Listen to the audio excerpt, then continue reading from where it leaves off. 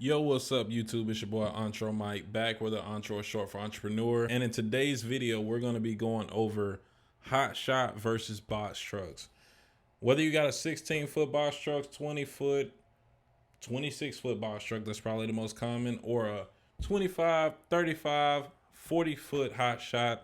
This video is kind of going to go into detail into different types of box trucks, different types of Hotshots. And the four biggest things that I want to actually get into when we start the video is going to be, first off, startup cost, diversity, and of course, the freight that you can pick up with each piece of equipment. Cost per mile versus rate per mile. This is super important for guys starting off, because not only do I want to know how much it costs, but I want to know how much I can expect to make, right? And then freight availability is super important. So we also do weekly load board videos on this channel for both pieces of equipment. Just to give you a little bit more of an intro to me, I started back in 2020 with a 26-foot box truck myself, ended up pivoting over into Hotshot in 2021. Did that from a few years, so I've done non-CDL box truck, non-CDL Hotshot, and CDL Hotshot. So I have a lot of knowledge when it comes to really both of these pieces of equipment, the difficulty for them, right? Experience. Yeah, so let's just hop right into it. I hope you guys enjoy this video. If you do, make sure you like the video, subscribe to the channel, and stay tuned for more.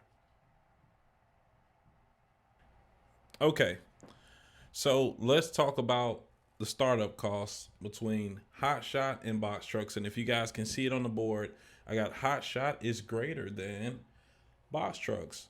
Well, Mike, why? Right? Why? Because of the barrier of entry. The barrier of entry for box trucks is simply smaller. Well, Mike, I don't need a CDL with Hotshot as long as I'm on a 26K GVWR, right? That's true. You also got CDL equipment for box trucks. But this is what you can't do with Hotshot anymore. Can't rent, right? Most people who get into the box truck industry, I would argue maybe 60 to 70%, might be 80% of box trucks getting into this industry start off renting or leasing, right? So being able to rent and put down 1 or 2 weeks deposits worth, if you're renting a truck for, let's say, $600-700, that makes your down payment $1,200, $1,400, sometimes only $600, right? $600 for you to acquire the truck, whereas for a 2020 tradesman Dodge Ram 2500, they're probably still going for $40,000, right? And you got to put a down payment on that.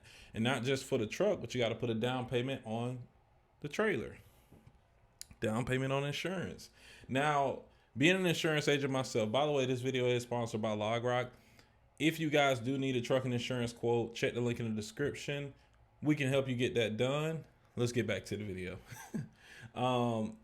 With quoting Hotshots and box trucks, the prices are very similar. We're going to go a little deeper into this in the cost per mile analysis, but I think you guys will be surprised on which one is actually cheaper for insurance. But I want you guys to stay tuned for the third part of this section of this video to figure that out, right? But yeah, overall for the startup cost, I'm not going to go too deep into detail, right? But not only do you have two pieces of equipment, right? You got let's say you go with a Dodge Ram 2500 and you get a PJ trailer, right? Or you get and that's for general freight, or you get a Kaufman trailer for auto hauling, right? That's two pieces of equipment that you not only have to insure the physical damage on, but it's two pieces of equipment you got to put a down payment on. Whereas the box trucks, if you're either renting or financing, you only got to put a down payment on one piece of equipment. And the Hotshots, believe it or not, the value of the vehicles in this day and age for diesel trucks, 2500, 35, 5500s, they're just expensive, especially if you go new. Now, considering we're saying used, right? Let's say 5-year-old trucks, a 2020 box truck and a 2020 Hotshot, or let's say a 2020 Dodge Ram, Chevy, or a Ford F-350, right? I would argue that just the pickup truck alone is just as expensive as a used box truck. So startup cost, for the most part, because you cannot rent. Yeah, you got Enterprise. I've seen rates with Enterprise that are over $2,000 a week. We're just going to exit them out of it, right? They have Penske, Budget, Enterprise, Ryder, etc. A lot of mom and pop type rental companies too. So it's more competitions where they can get a negotiation on that rate, especially based on the season, right? Whereas Hotshot, like I said, we really don't have it. I'm not going to stay on this too long. Other than that, let's talk about the actual equipment that you're using for securement. Hotshot, you got lasso straps for auto haulers, right? You got chains and binders. You got 2-inch straps. You got 4-inch straps. You got ratchet straps. You got sliding winch straps on the actual rail. Box trucks, you got 2-inch ratchet straps. Maybe some edge protectors. Maybe some moving blankets. Maybe a low bar if maybe low bars if you need them, right? Pallet jack. The lift gate comes installed. So it's not a lot of equipment for box trucks. Whereas in Hotshot, especially if you're doing general freight, I'm being a little biased. If you're doing auto hauling, maybe not as much. But if you're doing general freight, you need a ton of equipment. Tarps, right? We didn't even go over tarps and bungees.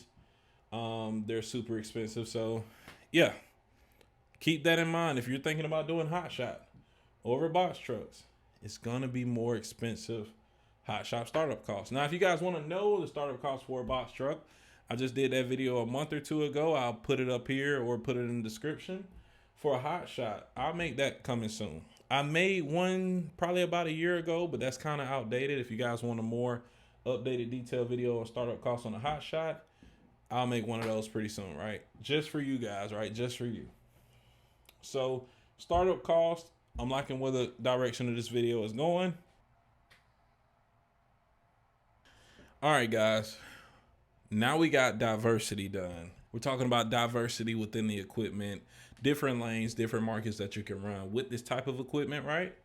So for Hotshot, you got two main obvious routes that you can go, right? You got general freight, which you'll usually do on spot market load boards with DAT, dollar truck, and truck stop, right? Links for those will be in the description where you can save 10% on DAT and 20% for a Truck Stop Pro. Just wanted to throw that in there. You got auto hauling, right? So you guys with the 3, 4, or 5 car wedges, usually non-CDL, you're not getting no bigger than a 4-car wedge. But I put CD for central dispatch because that's primarily if you're starting off with autos where you're going to get most of your freight.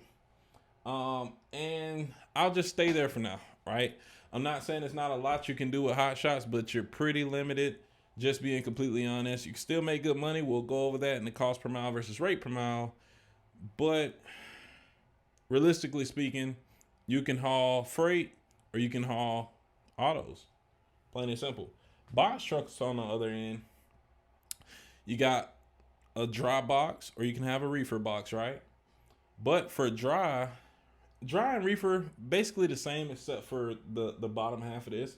But whether you got doing general like dry freight or reefer, you can get your loads on DAT and truck stop. Amazon Relay, I wouldn't say as many loads on there for reefer. So for dry box, again, final mile, so moving companies. And there's overall just more regional and local work for the dry straight box truck. You know, dry straight box, reefer straight box in general, because you got the reefer, you can turn it off, clean it out. They're basically interchangeable, right? So you get access to those reefer rates in reefer season, turn it off, clean it out, turns into a dry box. You got plenty of other lanes that you can do with it. So when it comes to diversity, I didn't make this video to be in competition with each other, but sounds like the box truck has more opportunity, right? But there's also more competition. We'll dive into that a little bit deeper, right? When it comes to capacity, cost per mile versus rate per mile. But overall, I just wanted to kind of give you guys those ideas. If you're a Hotshot, you're either going to be doing freight or autos. If you're a box truck, most guys don't get a reefer box truck. I mean, take that with a grain of salt because if there's less competition for it, it means the rates are probably more competitive. But as far as, like I said, where you're going to get your freight, DAT, truck stop, Amazon Relay are the biggest. You still got your select this load board, 1, 2, 3 load board, etc. But you got a lot of gig apps you can do with the box trucks. Hotshot, you ain't doing all that. I'm just keep it a buck. But you know, let's go ahead and move on. I think we're doing a good job with the pace. All right, y'all. We are on the cost per mile and rate per mile tab for hot shots and box trucks. As you see, for hot shot for general freight, so if you got a 40-foot hot shot trailer, right, I'd say freight is pretty good for you. Freight is pretty decent. Flatbed rates tend to overly outcompete reefer and dry freight overall, so it's not really a debate for if project spot market rates for anything open deck is probably going to be an enclosed dry van or reefer trailer, depending on the seasonality, right? Autos, I would just say it's high. You know, autos, you can tend to get a higher rate per mile, but the problem usually is backhaul freight is a little tougher. So options with the hot shot is pretty good, right? I would also say due to the barrier of entry being kind of higher, usually with the bigger pieces of equipment, you need a CDL. More length, you probably need a CDL. So for the guys doing specialized hot shot with like the step decks, 53-foot step decks and stuff of that nature, you have way less competition than the normal 30-foot, 40-foot hot shot, right? So I would say freight is pretty good for hot shot. Now autos, I put high, usually for, of course, like a 4-car wedge or a 5-car trailer. But for box trucks, let's go ahead and go into box trucks. For freight, I'm gonna be honest, I was gonna put like, no, it's low. Freight for box trucks is low. This is usually the most competitive niche, I guess, within the box truck community. Just renting a box truck, hopping on DAT1, or having a freight dispatcher to book your loads off of that same load board. So this is very saturated out of all of the options. A box truck on a DAT or a truck stop load board. Now, reefer, I would say is good slash high, but it is going to be more of a maintenance cost, right? Because we're going over the rate per miles right now. But as far as CPM, cost per mile is going to be higher. So hot shot and box trucks, as far as their cost to operate, when it comes to maintenance, are very similar. I feel like hot shots, you got more moving parts, like you got more tires, you got more brakes, technically more axles to maintenance, but they seem to break down a little less often or just as often as the box truck. So I guess you could say the cost per mile is technically a little higher for hot shot. But the rates overall for hot shot tend to be better overall, right?